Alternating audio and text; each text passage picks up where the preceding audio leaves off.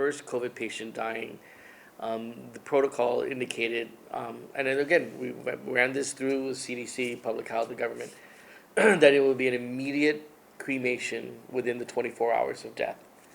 And it was an unfortunate thing because families were not able to grieve or to mourn at that time or to be able to even see or be with their loved one. In deep grief, families were locked out of being in communion. Father Mike Crisostomo was there for one of the first COVID-19 related fatalities brought to a funeral home. There were no family members.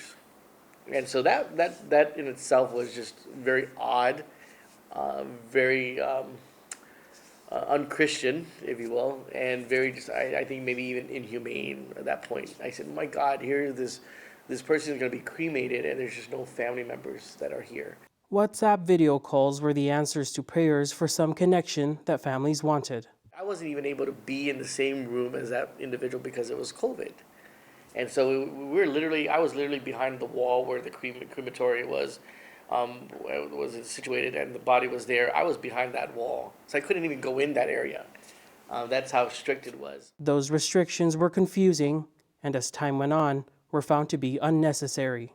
I remember we even had coffins where you couldn't even open the casket because it was COVID. Now we were having caskets open, but there was a bubble glass that was there. And then you had no bubble glass. And now you can go ahead and have a viewing without any protection. Some traditions in our most sacred spaces were altered. There's other things that were stopped in practice, like the offertory, singing. We weren't allowed to sing in church. Can you imagine that? But then we slowly, learned about it, and we slowly lifted those restrictions. Nearly 2 years into the pandemic, perhaps more prayers lifted too. Since COVID, many of our families, have accepted it in that sense where what choice do they have?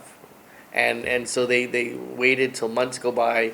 Some have waited a year. I remember just last year or earlier this year, we buried people who have died last year because they weren't able to they weren't able to gather. Families are slowly coming together now. I hope that we will soon get back to that normalcy where we will be able to go back to the mangingi, of the elderly, or the hugging of people, the embracing of others, or even the touching of holy water, to make the sign of the cross, things like that, and maybe even more singing in the church, things that make us who we are as human beings, as community, as church, as Chamorros in our culture. Tomas Manglotnia for KUAM News.